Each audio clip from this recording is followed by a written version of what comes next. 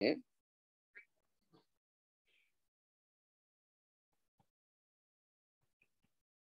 is first observed by Oersted.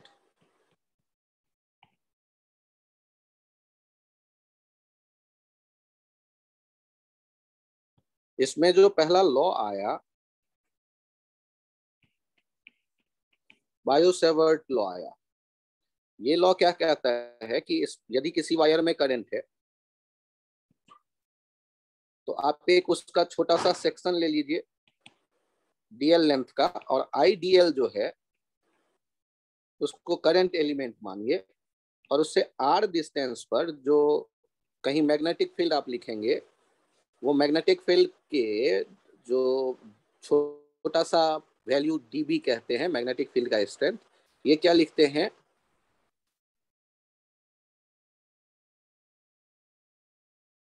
जैसे electric field में के था 1/4πε0, मैग्नेटिक फील्ड में के है μ0/4π, I D L cross R cap by R square, ये वेक्टर के नोटेशन के फॉर्म में। और यदि मैग्नीट्यूड देखें तो μ0/4π I D L sine theta by R square. जैसे आप कहते थे ना इलेक्ट्रिक फील्ड के क्यू बाई आर स्क्वायर, वैसे ही मैग्नेटिक फील्ड डीबी के क्यू के बदले यहाँ करंट एलिमेंट है I D L by R square, और साथ में एक साइन थीटा भी है, क्योंकि वायर के 90 डिग्री पे जब रहेंगे तो मैक्सिमम मैग्नेटिक फील्ड मिलेगा, किसी थीटा एंगल पे होंगे तो साथ में साइन थीटा एक कंपोनेंट आ रहा है। तो डीबी का जो वैल्यू है वो ये हमारे पास आ रहा है। वेक्टर नोटेशन फॉलो करते हैं तो ये आ रहा है। कुछ किताब, अब ऊपर में ध्यान दीजिएगा, यदि कोई ऐसे लिखे μ0/4π आई डी एल और वेक्टर आर लिखे, ऊपर यदि वेक्टर आर होगा तो नीचे आर क्यूब मिलेगा आपको, लेकिन मैं इनवर्स स्क्वायर लॉ के ही तरह इसे देखना चाहता हूं ना, और इसे कहते भी हैं इनवर्स स्क्वायर लॉ, तो बेहतर है वो आर कैप लीजिए, वहां केवल डायरेक्शन का सेंस आ जाएगा, और जो वैल्यू होगा वो देखेंगे इनवर्स स्क्वायर लॉ की तरह दिख रहा होगा। ये देखिए, ये भी दोनों ही इनवर्स स्क्वायर लॉ आपको दिख रहा होगा, इनवर्स डिस्टेंस के रेस्पेक्ट में इनवर्स स्क्वायर लॉ फॉलो करता दिख रहा है। इलेक्ट्रिक फील्ड के क्यू बाई आर स्क्वायर लिखते थे और यहाँ डीबी लिखते हैं K I D L by R square, साथ में साइन थीटा और डायरेक्शन के हिसाब से आप दे रहे हैं। इनके दो स्पेशल केस आए थे पिछले टर्न पे, और वो केस थे कि यदि इनफाइनाइट वायर होता है तो क्या, और सेमी इनफाइनाइट होता है तो क्या। यदि इनफाइनाइट वायर है तो आर डिस्टेंस पे जो मैग्नेटिक फील्ड देख रहे हैं, ये बी लिखा करते थे इनफाइनाइट वायर के लिए μ0 I बाई 2π r, और यदि सेमी इनफाइनाइट वायर है और आर डिस्टेंस पे आप देखना चाहते हैं तो आप यहाँ मैग्नेटिक फील्ड लिखते थे μ0 I बाई 4π r, और यदि फाइनाइट वायर होता था जिसके एक सिरे से एंगल उस पी पॉइंट तक जहां आप देखना चाहते हैं मैग्नेटिक फील्ड, एक तरफ बीटा एक तरफ अल्फा एंगल दिख रहा है आपको,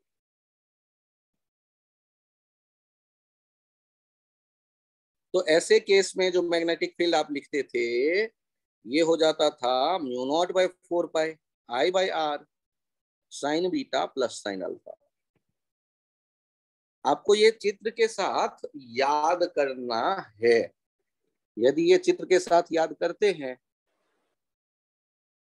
तो एक काम हो गया कि आपको पता चल गया बायो-सेवर्ट लॉ से, यदि कोई करंट कैरिंग वायर लेते हैं आप, उसके कारण मैग्नेटिक फील्ड कैसे लिखा जाएगा। और यहाँ पर वायर कैसा है, स्ट्रेट हमने सोचा है। सर आपने तो कर्व बनाया था, हाँ कर्व के ये 3 जो किनारे में लिखा है ब्लैक कलर से वो स्पेशल स्ट्रेट वायर के लिए केस, और लॉ जो है वो किसी भी तरह के वायर में अप्लाई कर सकते हैं, क्योंकि वो छोटे छोटे सेगमेंट का डीबी देगा और उनको इकट्ठा करेंगे। यदि सारे वेक्टर एक ही डायरेक्शन में हो तो डायरेक्ट इंटीग्रेट कर दीजिए, इंटीग्रेट करने से रिजल्ट आ जाएगा। इनका डेरिवेशन बोर्ड के लिए इंपॉर्टेंट है। ये बायोसेवर्ट लॉ से स्ट्रेट वायर के फाइनाइट वायर का मैग्नेटिक फील्ड डिराइव करना इस बोर्ड एग्जाम, सीबीएसई बोर्ड के एग्जाम के लिए जरूरी है डेरिवेशन सीखना। अभी मैंने डेरिवेशन लिखा नहीं है, पिछले टर्न पे लिखा था। और सारे कॉम्पिटिटिव एग्जाम में इनका रिजल्ट जो है वो अप्लाई करना आपको सीखना पड़ेगा।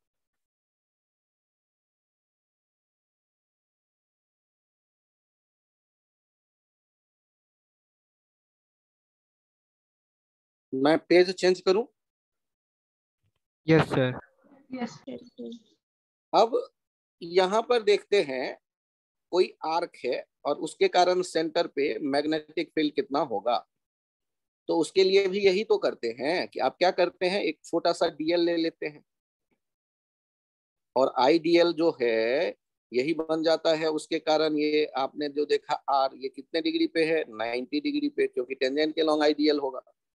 तो यहाँ जब आप डीबी लिख रहे होंगे तो क्या हो जाएगा, mu naught by 4 pi I D L into 1 into sine 90 by R square.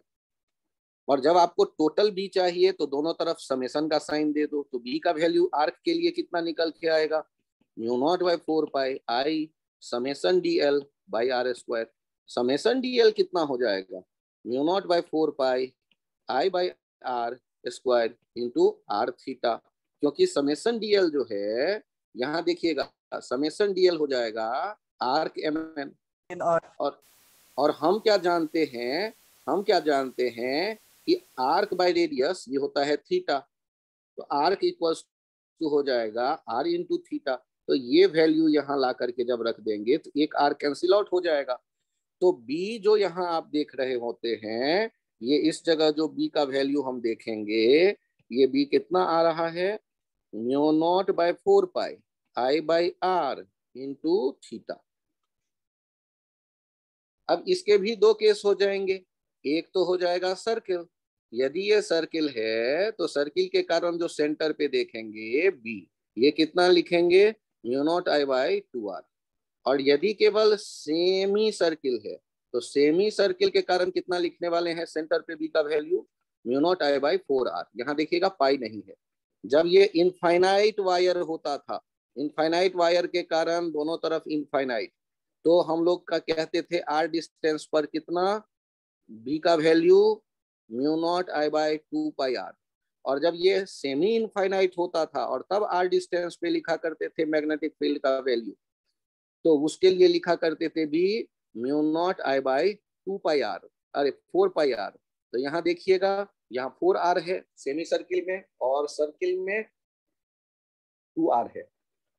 Infinite में नीचे 2 पाई आर है डिनोमिनेटर में और सेमी इनफाइनाइट में 4 पाई आर है। डायरेक्शन कैसे डिसाइड करते हैं मैग्नेटिक फील्ड का, उसके बारे में देखते हैं। यहां तक में कुछ यदि आपको पूछने का मन करे तो बताएं प्लीज।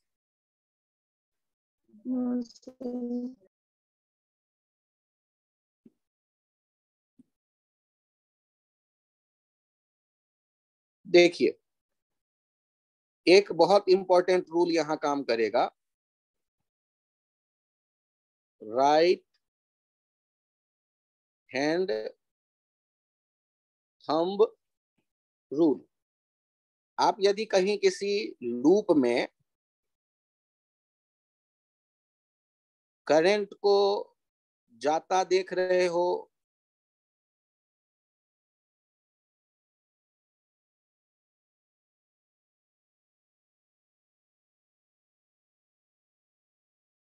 ऐसे सर्किल में जिसमें फिंगर जैसे कर्ल किया गया है वैसे करंट चल रहा हो, राइट हैंड की मैं बात कर रहा हूं। यार मेरे से बहुत अच्छा डिजाइन तो बन नहीं रहा। मान लो ये राइट हैंड को हमने कर्ल किया है, ये थंब है, ये राइट हैंड है। तो यदि आपको ये किसी पाइप को जैसे आप होल्ड करते, तो मान लो एक पाइप है और इस पे पाइप पे वायर एक लिपटा हुआ है जिसमें करंट है। इस करंट के कारण इसके सेंटर पे जो मैग्नेटिक फील्ड आप देखोगे वो बी का वैल्यू थंब के डायरेक्शन में होगा। कितना? Mu naught I by 2r। ध्यान से देखना, मान लो यहाँ पर एक पाइप और इस पाइप में एक वायर ऐसे लपेटा हुआ है और इस वायर में करंट है ऊपर जाते हुए। तो आप करंट के डायरेक्शन में फिंगर्स को, राइट हैंड के फिंगर्स को कर्ल करो। पाइप को जैसे वायर में लपेटा हुआ है वैसे ही अपने दाएं हाथ के फिंगर्स से पाइप को होल्ड करो और थंब को पाइप के एक्सिस के लॉन्ग रखो। और मुझे बताओ, पाइप के एक्सिस के लॉन्ग रखकर सेंटर पे मैग्नेटिक फील्ड किस तरफ आता दिखेगा, लेफ्ट की तरफ या राइट की तरफ? सेंटर पे मैग्नेटिक फील्ड की यदि आप बात करते हैं तो किस तरफ आते दिखेगा, लेफ्ट या राइट? लेफ्ट। परफेक्ट। आप पाइप पे उसे रखा देखो और फिर होल्ड करके देखो ये किस तरफ सेंटर पे दिखेगा magnetic field. B at centre, वो लूप का सेंटर। कितना लिखेंगे? Mu not I by 2r। R इसका रेडियस होगा पाइप का, मतलब वायर का, लूप का। सोचो यदि आपके सामने ऐसे हो और वायर में करंट हम देख रहे हैं ऊपर से नीचे इस तरह आते, सेंटर पे मैग्नेटिक फील्ड का डायरेक्शन बताओ। राइट। राइट। तो दाएं हाथ के, राइट हैंड के फिंगर्स के वो पाइप को होल्ड करो जैसे वायर लपटा हुआ है, फिंगर को कर्ल करो उस डायरेक्शन में जिस डायरेक्शन में करंट है और थंब को देख एक्सिस के लॉन्ग रख के देखो, तो बी आ जाएगा सेंटर पे, एट सेंटर। उस वायर वाले लूप के सेंटर पे कितना हो जाएगा? Mu not I by 2r। जिन लोगों को ये समझ में आ गया है प्लीज हैंड राइज कर दे।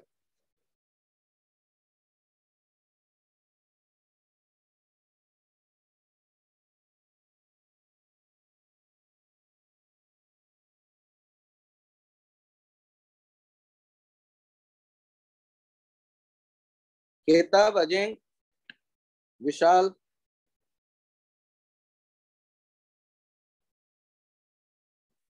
तो ये हम लोगों ने देखा डायरेक्शन कैसे।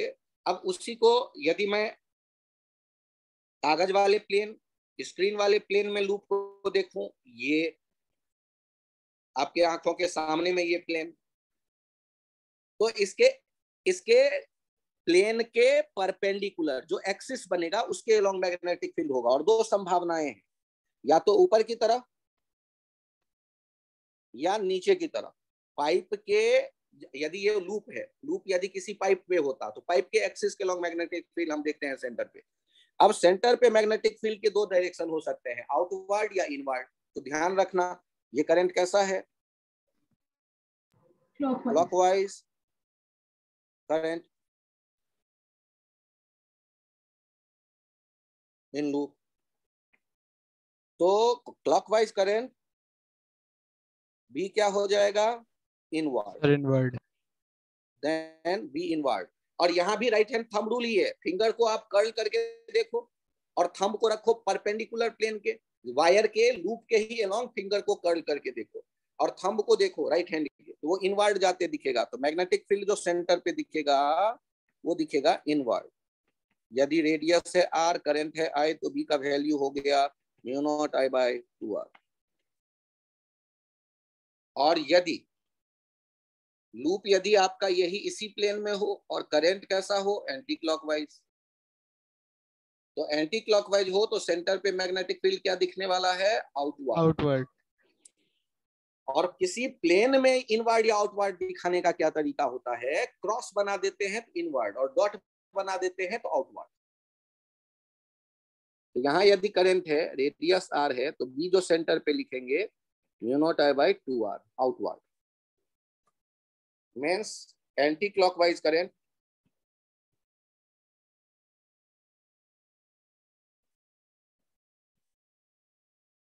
तो ये हो जाएगा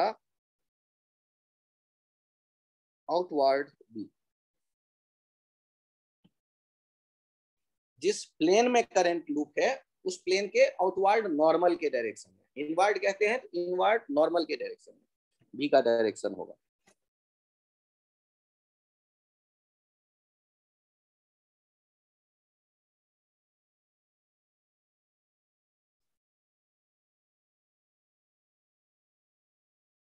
यहां तक में किसी को कोई कंफ्यूजन हो तो बताएं। No sir.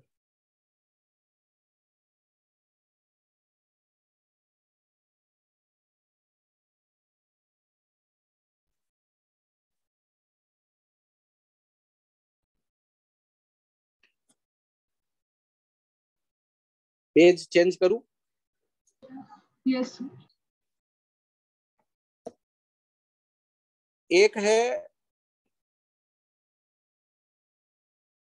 यदि वायर किसी करंट ही यदि वायर स्ट्रेट वायर में हो तो पहले क्या था, अभी वायर का लूप था और यहां वायर स्ट्रेट है, तो इसका जो मैग्नेटिक फील्ड बनेगा ना, वो मैग्नेटिक फील्ड लाइंस जो होता है वो मैग्नेटिक फील्ड लाइंस होगा सर्कुलर क्लोज्ड लूप वाले फॉर्मेट में। तो सर क्या ये एक ही जगह होगा? जैसे एक पॉइंट पे कॉन्सेंट्रिक सर्किल्स ये बन रहे हैं, वैसे ही दूसरे पॉइंट पे भी, वैसे ही तीसरे पॉइंट पे भी कॉन्सेंट्रिक सर्किल बनते दिखेंगे। 3D में ये मैंने बात की, 3D में ये मैंने बात की कि मैग्नेटिक फील्ड जो बन रहा होगा और उसका डायरेक्शन कैसे डिसाइड कर रहे हैं उसके लिए भी ध्यान दीजिए। उसके लिए भी यूज कर रहे हैं वही राइट हैंड थंब रूल।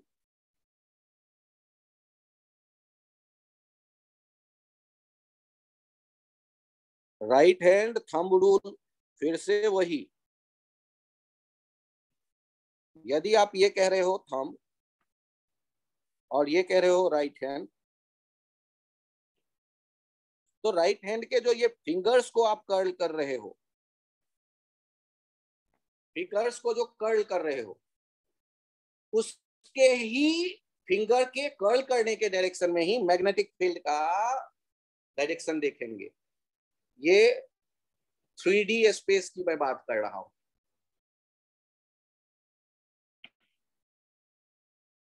यहां देखिए, ये एक्स प्लेन है, ये वाई, और जेड है ऊपर की तरफ जाता हुआ। I is along Z axis, ध्यान दीजिएगा, towards outward normal, Z axis toward plus Z axis towards outward normal होगा। सर आपको कैसे पता चला?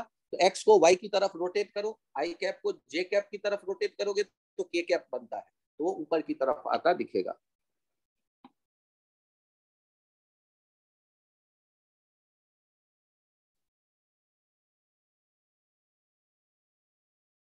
आपको यहां यदि मैग्नेटिक फील्ड देखना है, मैग्नेटिक फील्ड के लिए फिर से राइट हैंड को थंब को सोचो और कर्ल करो। मैग्नेटिक फील्ड क्या होगा? वायर को घेरने वाला होगा एक्स वाई प्लेन में।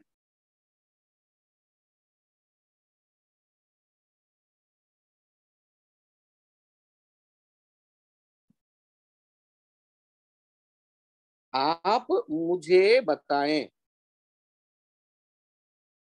कि यदि ये एक प्लेन के परपेंडिकुलर, जैसे कलम आप रख दो ओरिजिन पे और कलम को करंट लेकर वर्टिकल अप जाते देखो,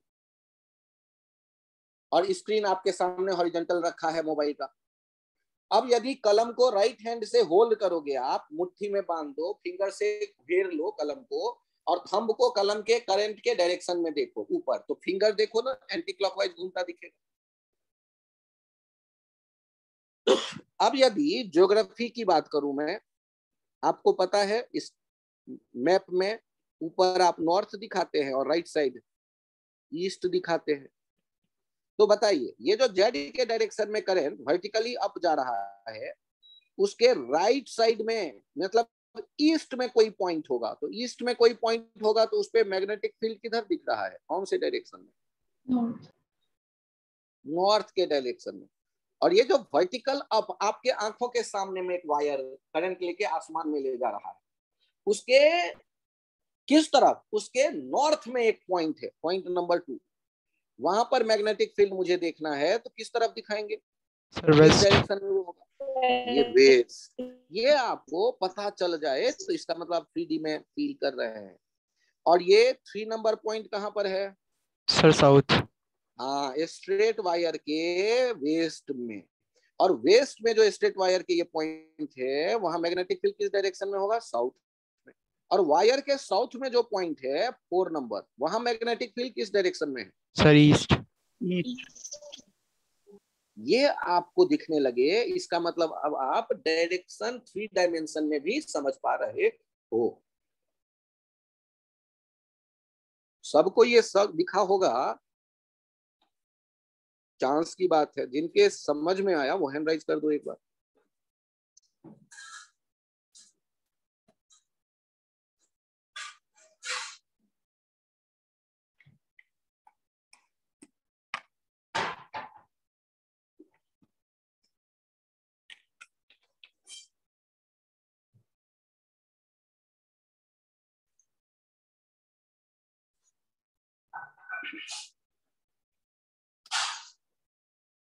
तो यहां हम लोगों ने ये पता किया कि मैग्नेटिक फील्ड सर्कुलर लूप बना रहा है, magnetic field lines straight wire के चारों तरफ। अब आपके इमेजिनेशन का मैं सोच रहा हूं कि टेस्ट लूं। मन की आंखों से देखना शुरू करो, मतलब स्क्रीन अब मत देखो, आंखें बंद करो। ये लो, स्क्रीन को मैंने ब्लैंक कर दिया। और आप अपने कमरे में जहां बैठे हैं वहां आप अपने सामने देखो, ईस्ट है, सूरज भगवान सुबह सुबह मान लो वहीं उधर ही दिख रहे थे। तो क्या आप बता सकते हैं कि आपके पीछे कौन सा डायरेक्शन कहलाएगा? वेस्ट। और लेफ्ट साइड में कौन सा डायरेक्शन कहलाता है? लेफ्ट हैंड की तरफ नॉर्थ, और राइट हैंड की तरफ साउथ। वर्टिकल अप किधर कहेंगे? Sir north. छत की तरफ। अरे बालक, हॉरिजॉन्टल तो हो गया सामने ईस्ट, पीछे वेस्ट, जिस कमरे में आप बैठे हैं। लेफ्ट में हो गया नॉर्थ, राइट साइड हो गया साउथ। अब मैं पूछ रहा हूं अप बताने के लिए, तो तुम सामने बोलोगे कि अब किधर बोलोगे? सर छत की तरफ। यस मेरे सर। घर में छत भी तो होगा। और यदि वर्टिकल डाउन कहूं तो क्या कहोगे? सर फर्श की तरफ। जमीन की तरफ। दिख गया सबको? Yes sir.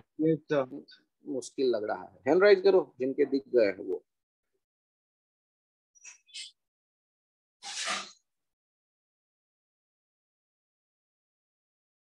सर मैं तो सुबह उठता नहीं, मुझे पता नहीं ईस्ट किधर होता है। यदि ऐसी हालत हो तब तो कोई बात नहीं।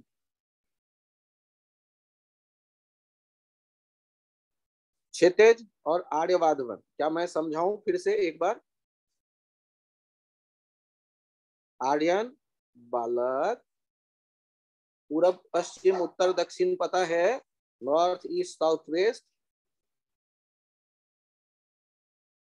हाँ, चलो पता चल गया। कार्तिक, तुम भी कुछ बताना चाहते हो? कृतिका, ओके, डायरेक्शन समझ में आ जाता है, नॉर्थ ईस्ट साउथ वेस्ट, बहुत बढ़िया। अब सब कोई ध्यान से क्वेश्चन सुनो। आपके आंखों के सामने एक वायर है हॉरिजॉन्टल, जैसे पोल पे लगा रहता है वायर, और वो लेफ्ट मीन्स लेफ्ट में है नॉर्थ से, राइट मीन्स आपके राइट में है साउथ। नॉर्थ से साउथ करंट लेके जा रही है वायर। तो उसके चारों तरफ मैग्नेटिक लाइन आंखों से देखना शुरू करो, और उस मैग्नेटिक लाइन को विजुअलाइज यदि कर पा रहे हो तो उसके लिए क्या करना पड़ेगा, आपके आंखों के सामने में आपको अपना कलम रखना पड़ेगा। कैसे? लेफ्ट से राइट की तरफ, और उसको दाएं हाथ से मुट्ठी बनाकर या होल्ड करिए, कर्ल करके राइट हैंड के फिंगर को, और थंब को रखिए करंट के डायरेक्शन में। क्या अब आप सबने सामने आंखों के अपना रखा, एक वायर देखा, राइट हैंड से उसे होल्ड किया, और अब मुझे बताइए वायर के ऊपर में अप, वायर के अप में एक पॉइंट है, वहां मैग्नेटिक फील्ड का डायरेक्शन किस डायरेक्शन में है? वायर के करंट के कारण north, east, south, west, up, down, कुछ भी बोल सकते हो जो तुम्हारी मर्जी। वायर जा रहा है नॉर्थ से साउथ करंट लेके, स्ट्रेट वायर, और वायर के ऊपर के किसी पॉइंट पे मैग्नेटिक फील्ड का डायरेक्शन बनाना है। बताओ। बहुत बढ़िया, east to west. Sir north इसको वेस्ट वेस्ट। पता चल गया।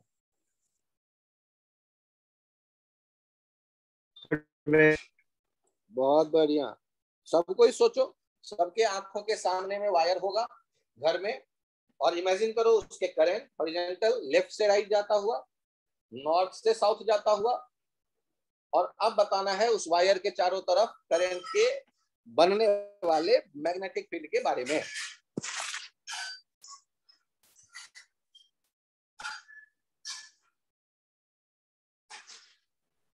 सर अब ये 3 डायमेंशन है।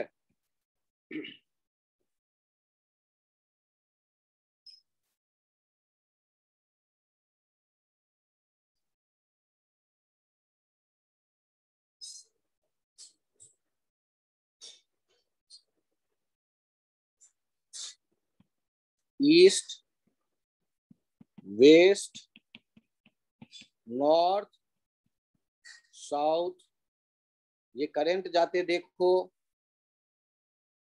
और यदि ये करंट जाते देखो तो इसके चारों तरफ घूमने वाला आपको दिख जाना चाहिए एक मैग्नेटिक फील्ड। राइट हैंड से कर्ल करो इसे, राइट हैंड से कर्ल करोगे तो क्या मैग्नेटिक फील्ड लाइंस देखना शुरू हुआ? ऊपर किसी पॉइंट पे मैग्नेटिक फील्ड किस डायरेक्शन में आता दिखेगा? वेस्ट की तरफ। और नीचे किसी पॉइंट पे किधर जाता दिखेगा? ईस्ट की तरफ। यदि बगल में ईस्ट में कोई पॉइंट लेंगे तो अप जाता दिखेगा, और यदि वायर के वेस्ट की तरफ कोई पॉइंट लेंगे वायर के प्लेन में तो वो डाउन जाता दिखेगा। जिनको ये समझ में आया हो, संयोग ऐसा हो, तो वो प्लीज हैंड राइज कर दे।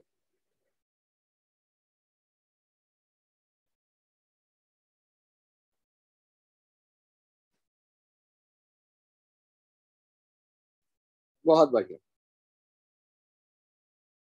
अजिंक्य एक बार और बता दूं? बहुत बढ़िया, ओके। ये इमेजिनेशन पे बेस्ड क्वेश्चंस आपको मिलने वाले हैं कुछ, तो उसमें ऐसे ही बोलना पड़ेगा इमेजिन करके। यहां देखिए, ये इनफाइनाइट वायर है, दो सेमी इनफाइनाइट वायर है ऐसे कह दो, और आपको बताना है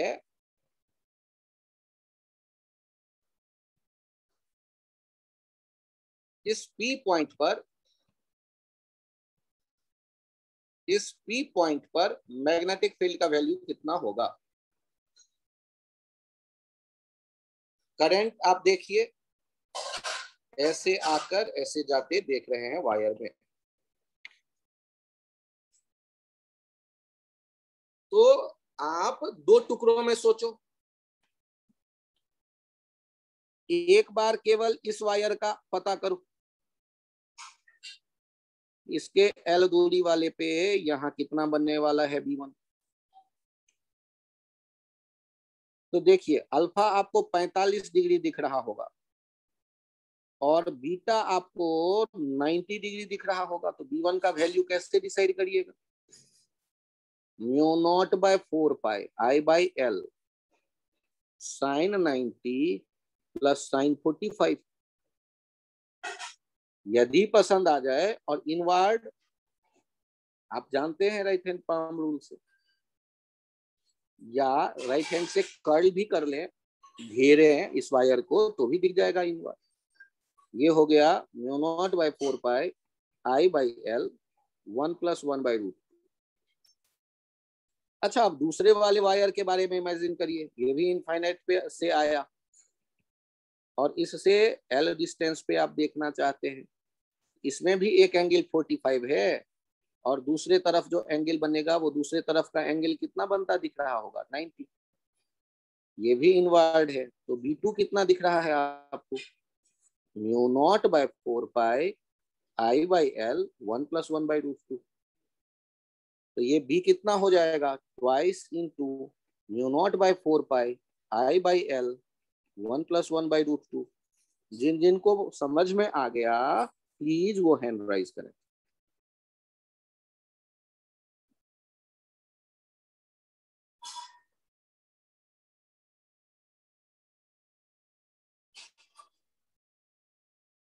सर B1 की डायरेक्शन में एक बार दोबारा बता।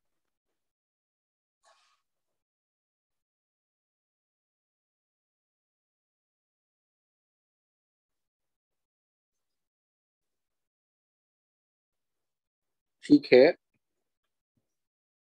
B direction of B due to a straight wire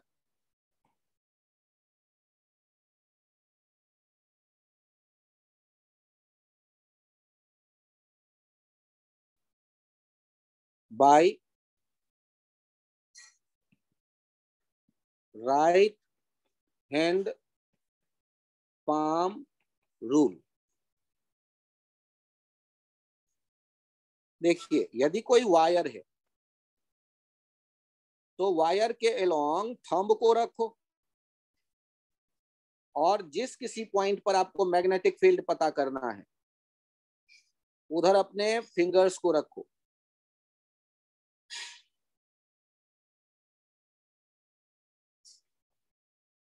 ये राइट हैंड की मैं बात कर रहा हूं, ध्यान दीजिएगा, राइट हैंड थंब। अब बताइए पी पॉइंट पर मैग्नेटिक फील्ड जो होगा वो किस डायरेक्शन में होगा, direction of B is direction of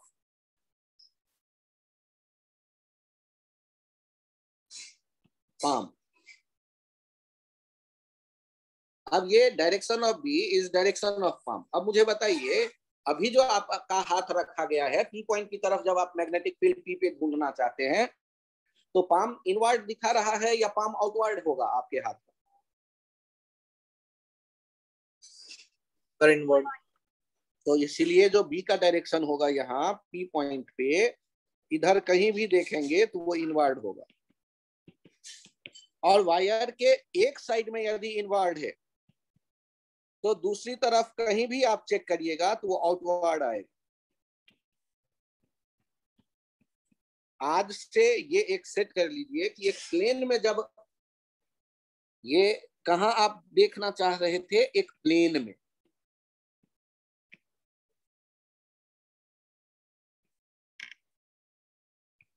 on a plane, direction of B due to straight wire by right hand palm. तो अब हमने ये डिसाइड कर लिया कि कोई वायर होगा स्ट्रेट, तो उस प्लेन को दो टुकड़ों में बांटेगा, एक लेफ्ट साइड का प्लेन, एक राइट साइड का प्लेन, एक ऊपर का, मतलब कहीं भी प्लेन दो टुकड़ों में बटेगा ही। तो एक तरफ यदि कहीं इनवर्ड दिख रहा है तो दूसरी तरफ आउटवर्ड दिखेगा। जैसे तो ये आप लिख लें कॉपी पे, जिससे कि एक बार तो आपको राइट हैंड थंब रूल बताया जिससे 3 डायमेंशन में काम करेंगे आप, और अभी बता रहा हूं राइट हैंड पाम रूल जिसका यूज करते हैं 2 डायमेंशन में। प्लेन पर यदि आपको किसी 2 पॉइंट पे चर्चा करना है मैग्नेटिक फील्ड, तो वायर के एक तरफ यदि आपने देखा पाम का इनवर्ड डायरेक्शन, तो दूसरी तरफ यदि वायर के आएंगे तो आउटवर्ड डायरेक्शन दिख जाएगा।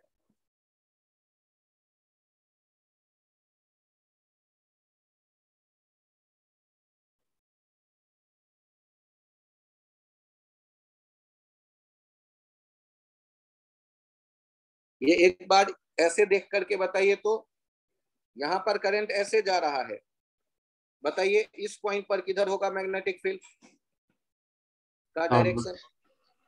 डाउनवर्ड। कैसे डिसाइड करें? तो चांटा लगाइए, वायर के लॉन्ग थंब रखिए और फिंगर को उस पॉइंट जहां पर मैग्नेटिक फील्ड देखना है, मान लो इस पॉइंट को क्यू कहते हैं, तो क्यू की तरफ फिंगर को रखिए। देखिए तो चांटा किधर जा रहा है, तो वो स्क्रीन पे इनवर्ड। तो आप यदि यहाँ थंब रखते और इधर फिंगर्स को रखते, तो फिंगर्स यहाँ रखते तो ऑब्वियस है कि आपने राइट हैंड की बात की है। यदि आपका ये थंब है तो पाम का डायरेक्शन किधर दे देगा? पाम का डायरेक्शन ये इनवर्ड आ जाए, इनवर्ड भी। और इधर इनवर्ड है तो इधर हर एक जगह क्या होगा? आउटवर्ड।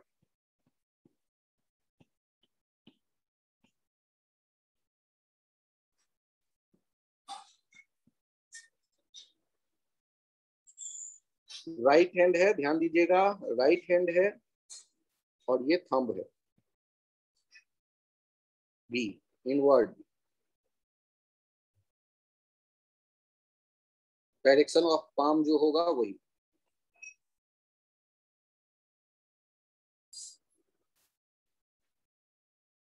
यदि समझ में आ जाए तो बड़ी खुशी की बात।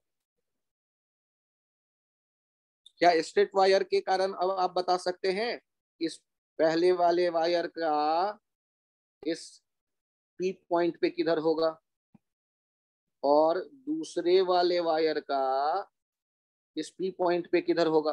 दोनों के डायरेक्शन सोच के बताइए तो। सर दोनों का इनवर्ड्स। तो दोनों के इनवर्ड्स होंगे, ये B1 भी इनवर्ड और ये B2 भी इनवर्ड।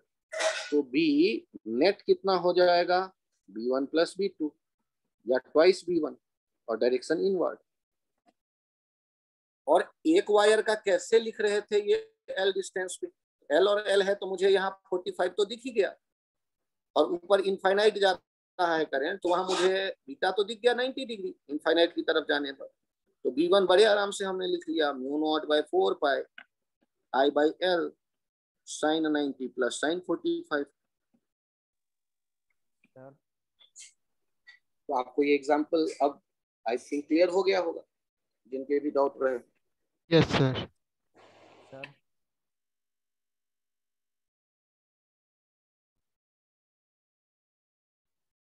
ध्यान से देखिए, एक वायर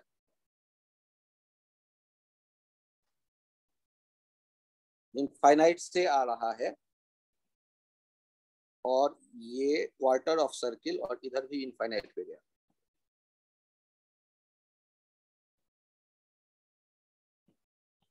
आपको यहाँ बी का वैल्यू दिखना है, एग्जाम्पल में बी का वैल्यू देखना। तो कितने टुकड़े में सोचिएगा? तो मैं कहता हूं 3 टुकड़ों में सोचो। सॉल्व करते वक्त आप जब बी देखना चाहते हैं तो यहाँ 3 चीजें होगी, B1 plus B2 plus B3। Check करिए B1 किधर, mu naught I by 4 pi R, semi infinite. और ये डायरेक्शन किधर? इनवर्ड। B2 किधर होगा? Mu naught I by mu naught by 4 pi, mu naught by 4 pi I by R into theta. Theta कितना है यहाँ? Pi by 2। ये arc के कारण देख रहे हैं आप, mu not I by 8R, ये भी इनवर्ड।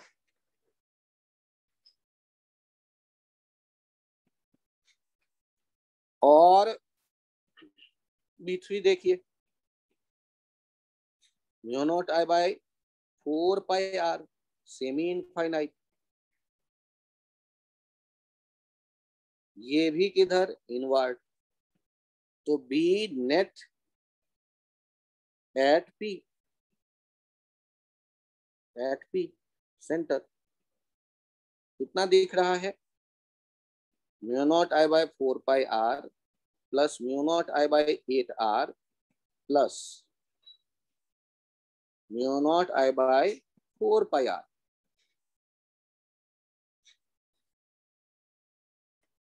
यदि समझ में आ गया हो और डायरेक्शन टोटल इनवर्ट तो हैंड राइज कर दीजिए।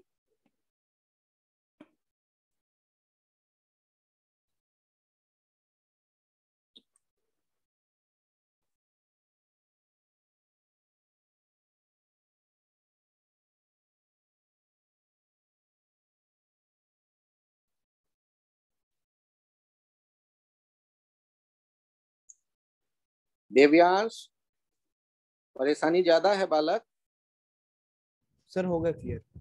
बहुत बढ़िया। आर्यन, फिर से टेंशन? बहुत बढ़िया।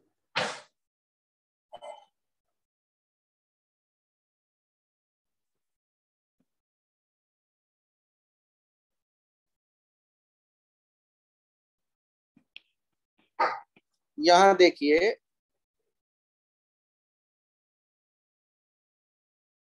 ये आप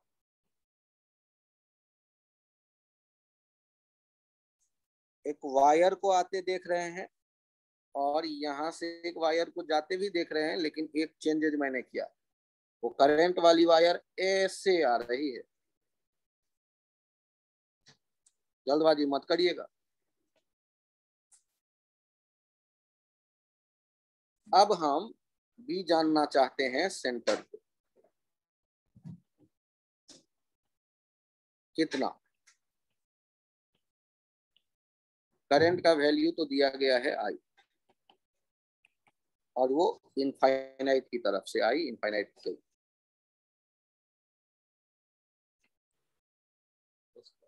सर इसमें 2 का इनवर्ड और 1 का आउटवर्ड होगा। बहुत बढ़िया। 1 सर रिंग 2 वाली का 3। आउट। यस सर, तो सेकंड का सॉल्व आउटवर्ड। करते वक्त B1 आप लिख रहे हैं mu not I by 4 pi R, और यही है B3 भी, और ये दोनों हैं इनवर्ट। और B2 का क्या है, तो mu not by 4 pi I by R into angle कितना हो जाएगा यहाँ पर, इधर वाला angle sir 3 pi by 2। 3 pi by 2। बहुत बढ़िया। तो हम लोग B2 क्या देख सकते हैं, 3 mu not I by 8 R.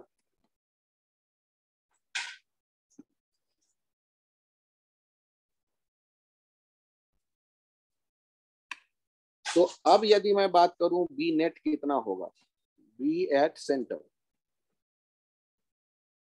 तो ध्यान से देखिए, 3 mu not I by 8 R minus mu not I by 4 pi R into 2।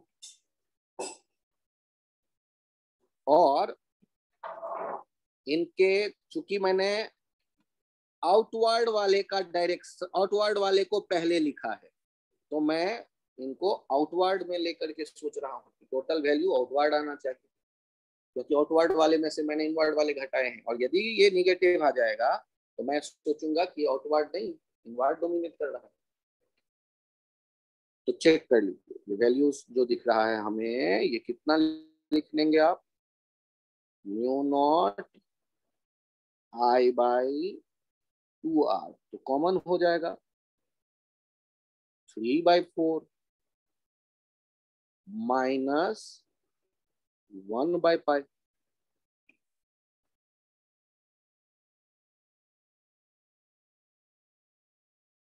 ये आउटवर्ड आ गया मैग्नेटिक फील्ड।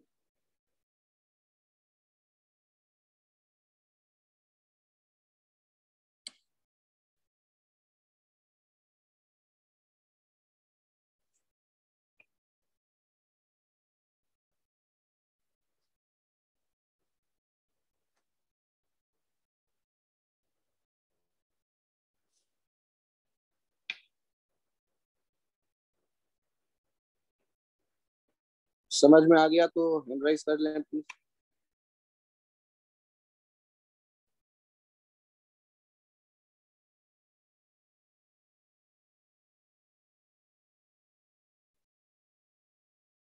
लक्षिता, भव्य, अंश, बहुत बढ़िया भव्य। लक्षिता, अंश, आर्यन, बहुत बढ़िया।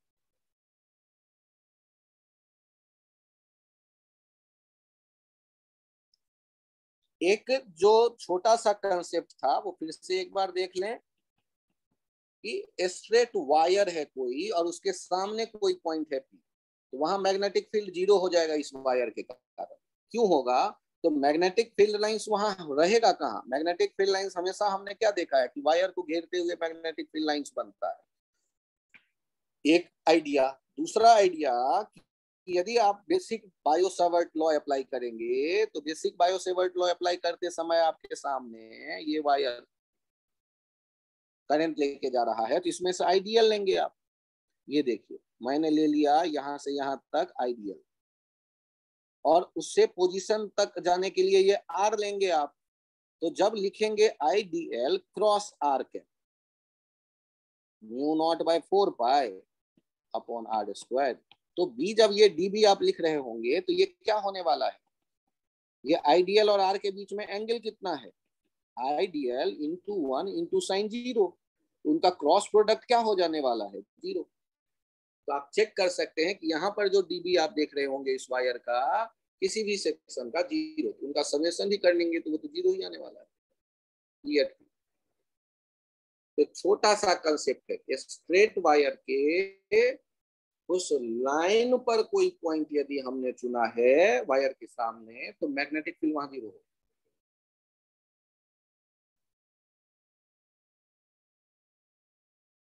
अब इसको यूज करते हुए क्वेश्चन ऐसे फ्रेम किया जाता है, ध्यान दीजिएगा।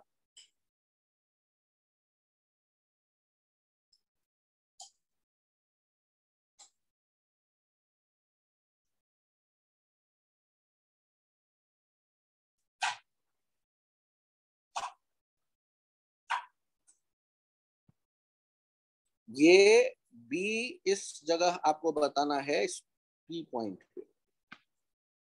ये है आर, ये है आर, ये आई, और यहाँ एंगल है 30 डिग्री। दोनों आर्क जो सेंटर पे एंगल बना रहा है, तो सेंटर पे हम मैग्नेटिक फील्ड देखना चाहते हैं। तो कितने टुकड़े में हम इसे सोचना शुरू करें? 1 2 3 4, 4 टुकड़ों में मैं देखने की कोशिश करने वाला हूं। सॉल्व करते वक्त पहले मुझे ये बताइए, ये जो 2 नंबर आप देख रहे हैं और जो ये 4 नंबर देख रहे हैं, क्या ये 0 दिख गया? Yes sir. और B1 लिखेंगे आप mu not by 4 pi I by R into pi by 6, और डायरेक्शन इसका किधर ले रहे होंगे? तो थंब को देखिए, ये एंटी क्लॉकवाइज है, आउटवर्ड, वैसे आप सोच ले आउटवर्ड। और B3 वाला चेक करिए, mu naught by 4 pi I bye 2r, क्योंकि उसका रेडियस है आर्क का 2r, और ये भी होगा पाई बाय 6, और ये कैसा हो जाएगा? इनवर्ड। डोमिनेट कौन करेगा? तो जो नजदीक में है, आउटवर्ड। तो हम नेट क्या लिख देंगे? बी नेट लिख देंगे mu not by 4 pi I by R pi by 6, ये तो कॉमन आ जाएगा, 1 minus 1 by 2, 1 by R minus 1 by 2r। यदि वो यहाँ आप देखना चाहें तो यहाँ आप लिख लें म्यू नॉट आई, साथ में देखिए ये पाई बाय 6।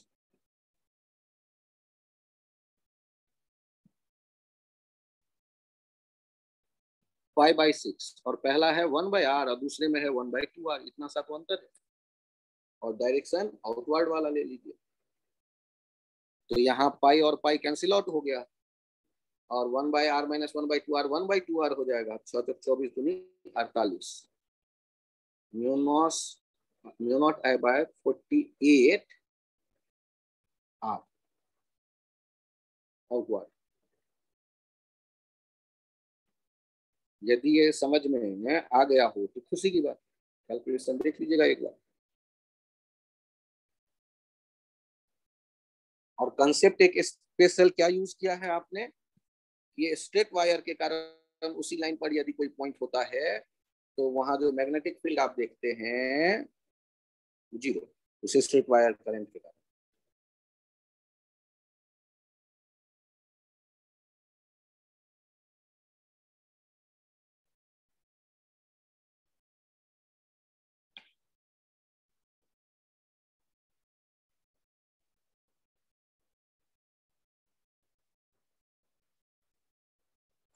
जिनके समझ में आ गया हैंड राइज कर लें।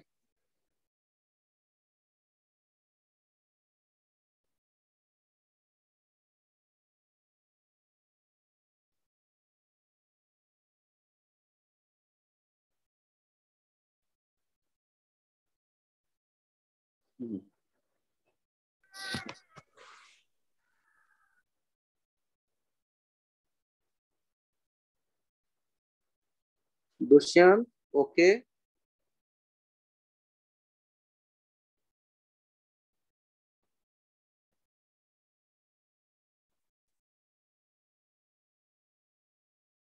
एक कंसेप्ट देखिए,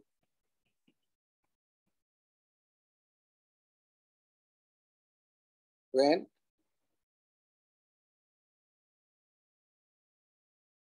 current enters at any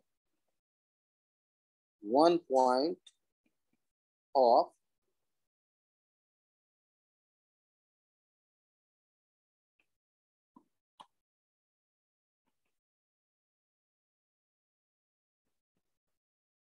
loop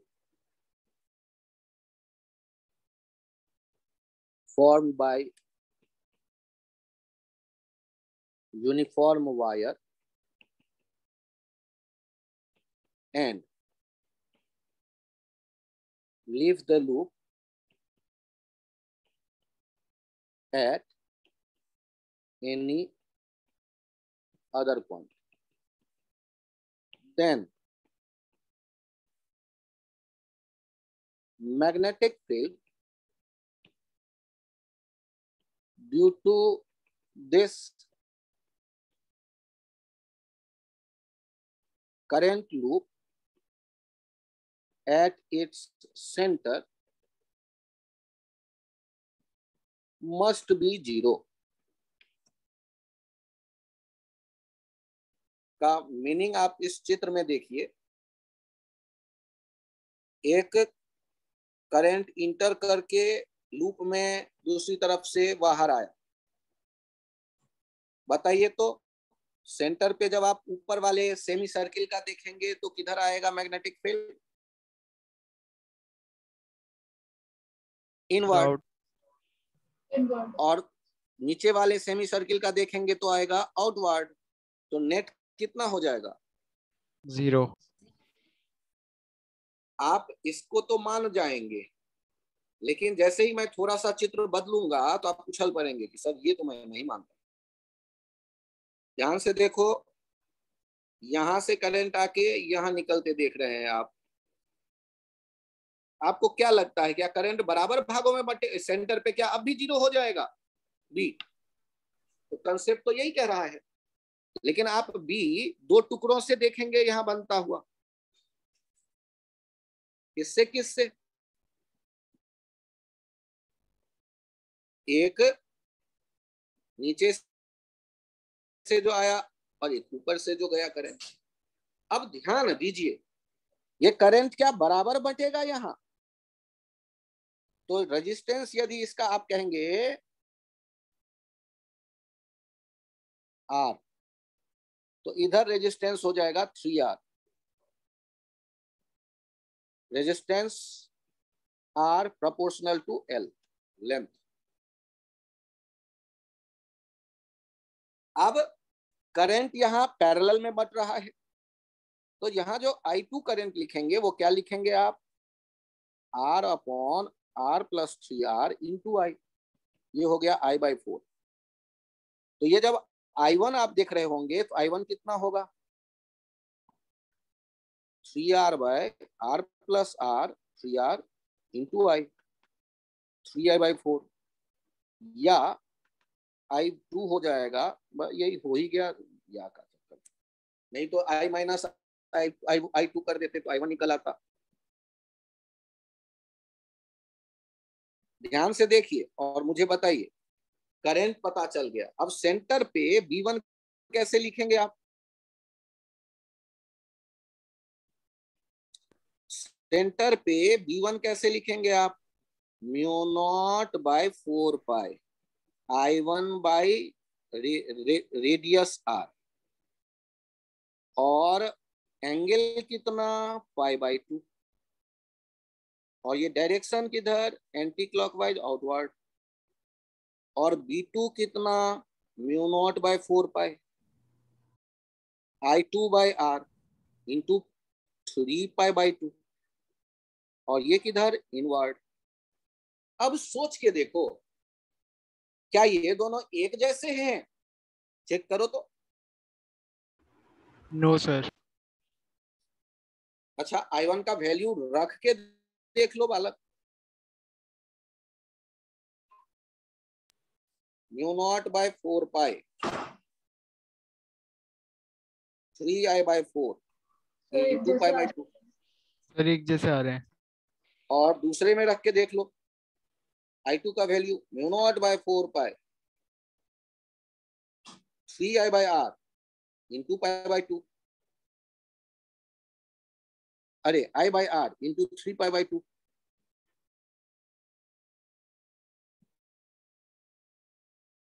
तो दोनों एक जैसे आए या अलग अलग? सेम है सर। सर एक जैसे। तो बी नेट कितना हो गया फिर से? सर 0। तो आप आज से इसे कंसेप्ट की तरह याद रखिए, यदि यूनिफॉर्म वायर से बनाएंगे लूप और किसी भी एक पॉइंट पे इंटर करे और दूसरे पॉइंट से निकले, तो लूप के कारण, वो बाहर से जुड़े हुए वायर के कारण नहीं, लूप के कारण, बाहर के वायर का अलग से सोचना पड़ेगा। बाहर के वायर के सामने है पॉइंट तो 0, लूप के कारण तो 0 होगा ही होगा, ये ध्यान रखिएगा। लेकिन यदि लूप के वायर के रेजिस्टेंस अलग अलग खुद कुछ कह दिया जाए तो ये प्रोसेस फॉलो करिएगा कि रेजिस्टेंस के इनवर्स रेशियो में करंट बांटिएगा, फिर V1 निकालिएगा, फिर V2 निकालिएगा, देखिएगा यदि अलग अलग है तो फिर इकट्ठा कर लीजिएगा बड़े में से छोटे घटा के। तो ये एक कंसेप्ट की तरह ध्यान रख सकते हैं। यूनिफॉर्म वायर यदि है, यूनिफॉर्म वायर से बना लूप यदि है, एक जगह इंटर करे, किसी भी एक जगह इंटर करे और दूसरे से निकले, तो सेंटर पे तो 0 आएगा ही लूप के कारण। भाई मैं बोल रहा हूं लूप के कारण।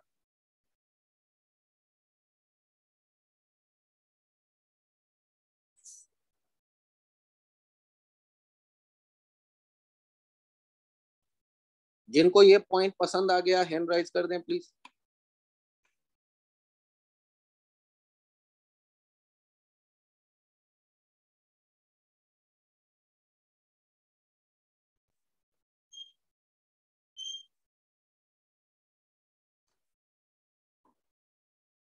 पेज चेंज करूं? Sir 1 minute.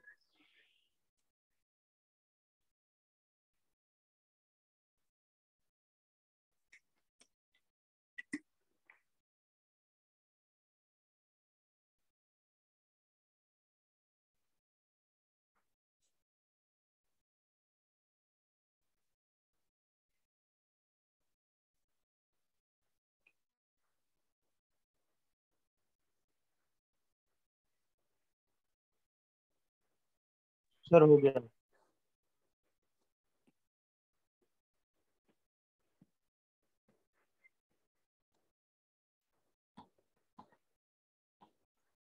यहां देखिए ये स्क्वायर है,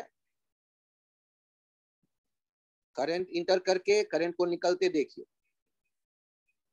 बताइए B at centre. Sir 0। Perfect perfect. यहां देखिए इसमें करंट इंटर करके निकलते देखिए, क्या इसमें भी 0 होने की उम्मीद करूं? No, sir. Ye- Yes, sir. Yes sir. Yes, sir. क्यों, ऐसा क्या लग रहा है? सर क्लोज लूप है और एक जगह से इंटर किया, दूसरे जगह से निकला। Yes Yes. सर। इसमें यदि आप करंट देखेंगे तो इधर से होगा 3I/4 और इधर से जाने वाला होगा I/4। 5/4। अब अकल लगा लो क्यों? क्योंकि ऊपर वाला 3 रास्ता है, तिगुना लेंथ का है, तो रेजिस्टेंस 3 गुना होगा, और नीचे वाला सीधा रास्ता है, उसमें रेजिस्टेंस कम होगा, इसलिए ज्यादा करंट इधर से जाएगा। और पिछले वाले में तो दोनों ही तरफ से बराबर करंट जाने वाला था, क्योंकि दोनों रास्ता एक जैसा था। तो ऊपर वाले तीनों का डायरेक्शन इनवर्ड हो जाएगा और नीचे वाले वायर का आउटवर्ड हो जाएगा। इसके कारण वो आप सेकंड वाले केस में देखेंगे ना कि करंट कम होने के बावजूद ऊपर वाले का चूंकि तिगुना तो आप करेंगे ही, तो फिर वो कैंसिल आउट ही होगा। इसमें भी B0 होगा और इसमें भी B0 होगा। समझ में आ गया तो हैंड राइज कर दीजिए चित्र बना के अपने कॉपी पे।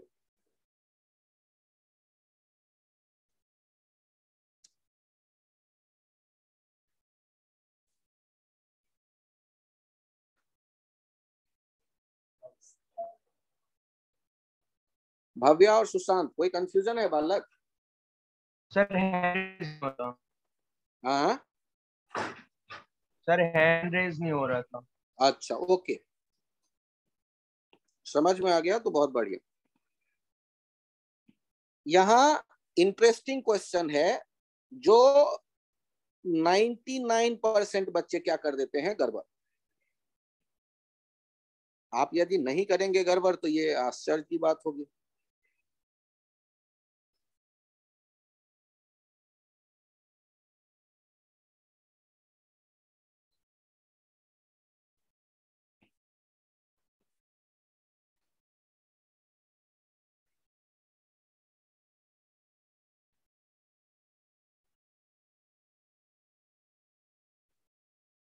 यहां आपको बी एट सेंटर कितना होगा ये बताना। सर लेफ्ट वाली वायर की वजह से भी होगा सर, मैग्नेटिक फील्ड। तो आप जब इस क्वेश्चन को सॉल्व करने लगेंगे तो ये 1 हो गया,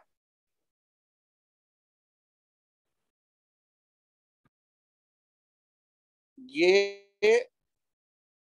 2, 3 और ये 4 हो गया। तो आप क्या जानते हैं? सर 4 का 0 होगा। At centre due to loop B2 + B3 जो वेक्टर सम आप करेंगे वो क्या हो जाने वाला है, 0। अभी जो कंसेप्ट देखा उससे पहले जो कंसेप्ट देखा उसके कारण B4 हो गया 0 क्योंकि उसके सामने है सेंटर। और B1 कितना लिखेंगे आप? B1 लिखेंगे सेमी इनफाइनाइट μ0I/4πr। और कैसा होने वाला है, right hand palm rule use करके देखो, आउटवर्ड। तो अब बता दो बी नेट कितना हो गया? B1 के बराबर। B1। और वो कितना हो गया? μ0I/4πr और ये आउटवर्ड। क्या ये क्वेश्चन समझ में आया? Yes, sir. Yes sir. Hand raise कर लो जल्दी जल्दी सबको।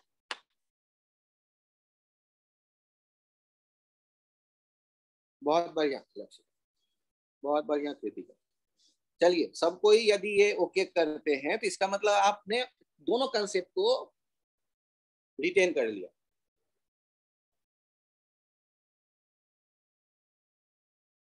कॉपी पे नोट कर लें इसे।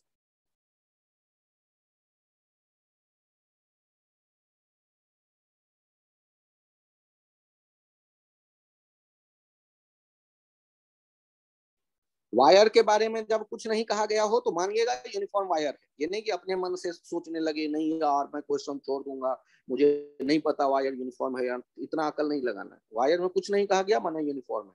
लेंथ के प्रोपोर्शनल होगा रेजिस्टेंस, और दो पैरेलल टुकड़ा होगा तो जिसके कारण इनवर्स रेशियो में रेजिस्टेंस के या लेंथ के करंट बांट दीजिएगा और फिर दोनों वैसे सीधे जीरो कर दीजिए, निकालने का तो कोई आवश्यकता ही नहीं है, ये तो कंसेप्ट ही मैंने कह दिया।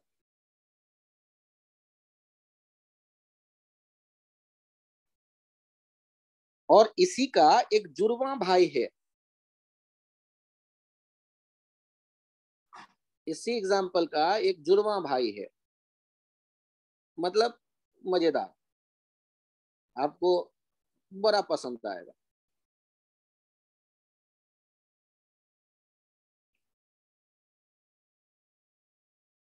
अब सोच के देखो तो बी एट सेंटर,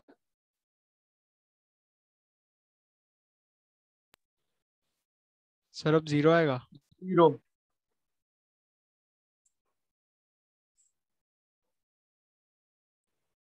अच्छा लूप के कारण तो 0 आएगा, नीचे वाले जो स्ट्रेट वायर है उसके कारण किधर, सेमी इनफाइनाइट के कारण किधर होगा, outward, right hand palm rule use करो, और ऊपर वाले सेमी इनफाइनाइट के कारण इनवर्ड, सर तो इनवर्ड। नेट क्या आने वाला है, sir 0। 0 V net at centre 0।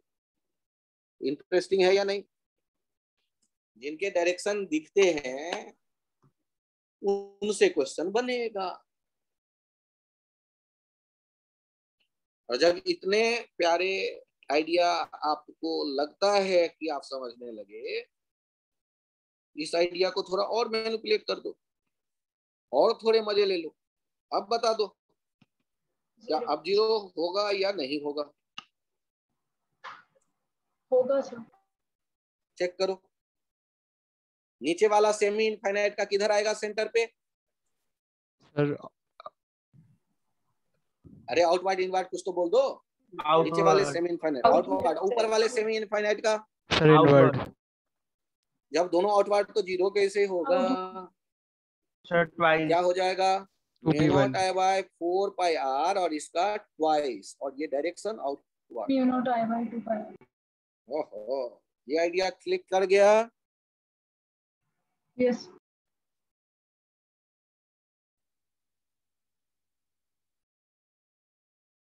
तो आज हम लोगों ने मैग्नेटिक फील्ड के डायरेक्शन और मैग्नेटिक फील्ड का वैल्यू स्ट्रेट वायर और कर्व के लिए कैसे लिखते हैं, कैसे सोचते हैं, उस पर चर्चा की। अगले आज के लिए इतना ही।